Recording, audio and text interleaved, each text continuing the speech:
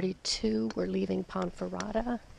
If anyone plans to stay in Ponferrada, they need to call a hostel ahead of time because there's only one albergue. And if they want to go to the albergue, they should use the autopista route because that ends in the albergue. The other one is on the other side of town. And there's some real cute hostels in the old section, but they were all booked. And the old section's charming with a lot of cafes, and it's right by the Templar Castle, which would have been really neat, and a big old church. So it would be worth staying there so you could just whip in and check out the sights right on the right on that path. But you need the reservations ahead of time because they were all booked. That statue's kind of cool.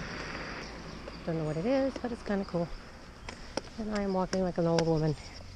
I'm hoping my ligaments will loosen up, but I'm not sure how that works. But again, we're in the outskirts of Ponferrada. Getting ready to continue our journey. It's actually 7:30, but the time changed last night, so it's brighter out, so it would have been 8:30. But again, you can see Ponferrada from the other side as we say goodbye. Now that church is the kind of church I'd like, or even a smaller one. Church from the other side. But it's very pretty area.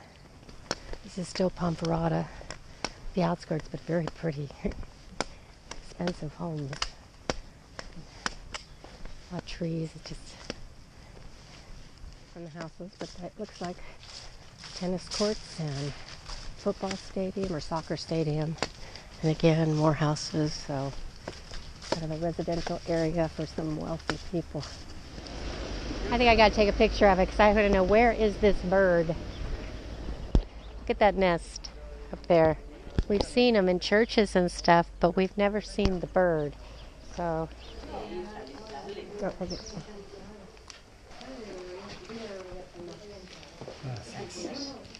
Camino. I think the next one, our next stop is like 5 kilometers, but some are pretty, some are not, some are old-fashioned, some are charming, some seem run down, some seem almost like ghost towns, so it's just all different. Here you see that we're leaving it. They always have that Ghostbuster line.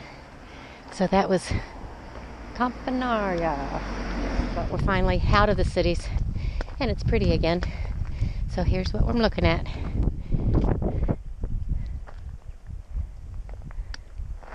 And you got the mountains over there. Don't know where they are. Don't know where the ones are we are going to walk.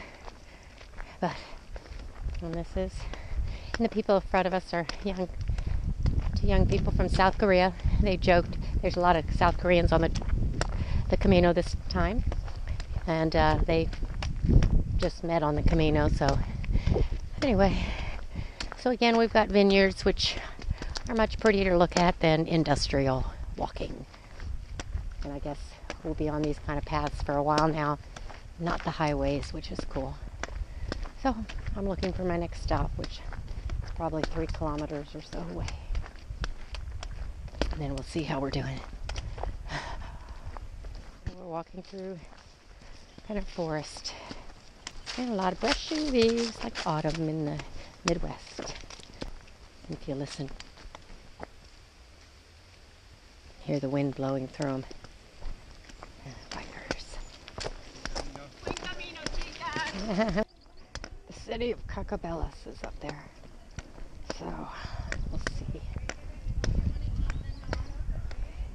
Yeah, I gotta eat something, I think. Some of the potable water. I haven't had to use it. I've always gotten it at the albergue, and I'm not drinking as much as I should. But they have those periodically. Some are dried up, some are not considered potable, but that's showing one it is.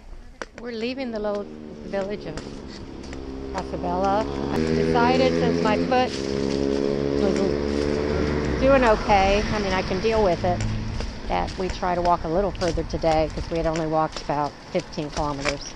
Unfortunately, I ate lunch, more just a sandwich stuff, but I normally don't like to eat until we're done because my stomach gets upset. So now I'm thinking, why did I eat? Well, It's always something at this point.